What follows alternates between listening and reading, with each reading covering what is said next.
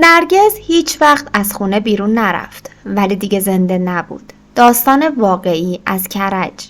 شنوندای عزیز، به کانال خودتون رد پای حقیقت، جایی که واقعیت از تخیل ترسناکتره، خوش آمدید. بریم سراغ یه داستان واقعی دیگه. اگه بگم یه مادری 4 سال با جنازه دخترش توی خونه زندگی میکرد، باور میکنی؟ این داستان ساختگی نیست. این یک پرونده واقعی از کرجه. نرگس هیچ وقت از خونه بیرون نرفت ولی دیگه زنده نبود.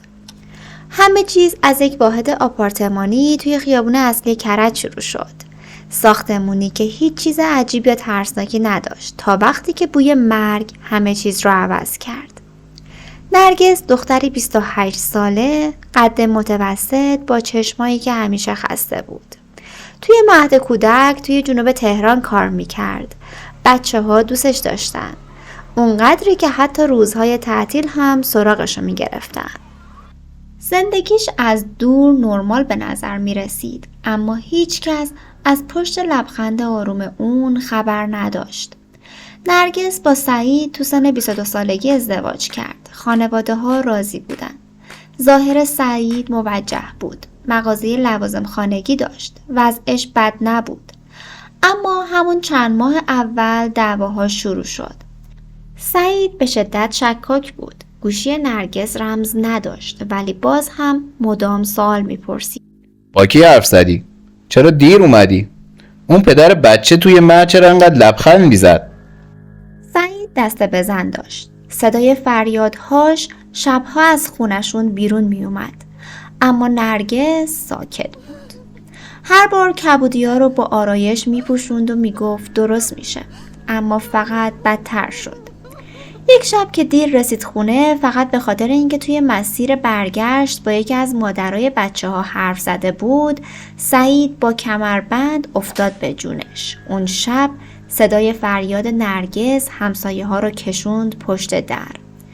پلیس اومد، اما باز نرگس گفت چیزی نشده. ولی واسه نرگس دیگه تموم شده بود. اون شب نرگس رفت خونه مادرش. مادرش زن سختگیری بود. باور نداشت دخترش رو باید از شوهرش جدا کنه. مادر میگفت زن باید بسازه، باید طاقت بیاره، تو که مرده کش نیستی. اما نرگس تصمیمش رو گرفته بود. بعد از 6 سال زندگی مشترک درخواست طلاق داد. نرگس دیگه سر کار نرفت. اول گفت مرخصیه. بعد گفت حالش بده. ولی حقیقت این بود که دیگه نمیخواست از خونه بیرون بره. هم از ترس سعید هم از فشار روحی خونه نشین شده بود. هر روز توی اتاقش میموند. نقاشی میکشید، کتاب میخوند، به بچه‌هایی که دیگه نمیدید فکر میکرد یا فقط به دیوار خیره میشد. گاهی با مادرش بحث میکرد، بحث‌های بلند، تلخ، با فریاد. هیچ کس واقعا نمیدونست تو دلش چی میگذره. همسایه ها میگفتن صدای گریه های نرگس تا حیاط میومد، تا اینکه یک روز صداها قطع شد. نرگس دیگه دیده نشد. همه فکر کردن رفته شمال یا برگشته پیش شوهر سابقش. ولی مادرش فقط یه جمله تکرار میکرد. نرگس داره استراحت میکنه. توی اتاقشه. حوصله نداره. کسی باور نمی کرد. اما چون نه داد و فریادی بود، نه شکایتی، نه گم شدنی اعلام شده بود، همه ساکت موندن. نرگس ساکن طبقه دوم، بی صدا، کم حرف، جدا از همه. سالها بود کسی ندیده بودش، فقط مادرش براش مونده بود. ولی حتی اونم نتونست نجاتش بده.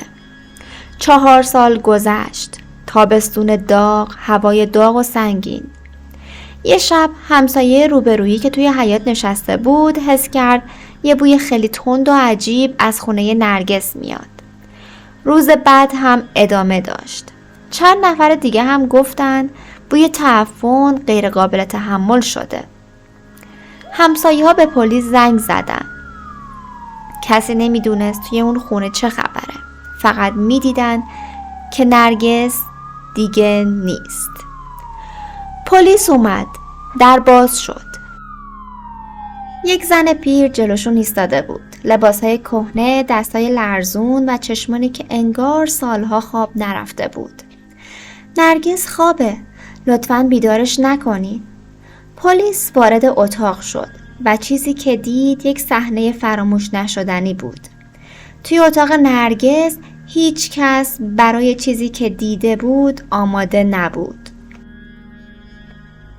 جسد نرگس کاملا خشک شده روی تخت دراز کشیده بود. کنارش یه بالشت مرتب، یه لیوان آب، یه دفترچه یادداشت که چیزی توش نوشته نشده بود. مادرش توی آشپزخونه داشت غذا گرم می‌کرد. به پلیس گفت بذارید ناهار نرگس رو ببرم، دلش ضعف میره. انگار اصلا نفهمیده بود دخترش مرده، یا شاید نخواست باور کنه. مادر نرگس باور داشت فقط نرگس مریضه، فقط خوابه. هر روز براش غذا درست میکرد، باهاش حرف میزد، حتی براش قصه میخوند. پزشکی قانونی گفت که نرگس حدود 4 سال پیش فوت کرده، احتمالاً بر اثر ایست قلبی در خواب. اما مادرش طی این 4 سال براش غذا میپخت، لباساشو میشست، باهاش حرف میزد، حتی تولدش رو جشن میگرفت. روانپزشکا گفتن مادرش دچار اختلال انکار مزمن شده. شوک شدید بعد از طلاق دخترش، انزوا، فشار جامعه همه باعث شده واقعیت رو پاک کنه.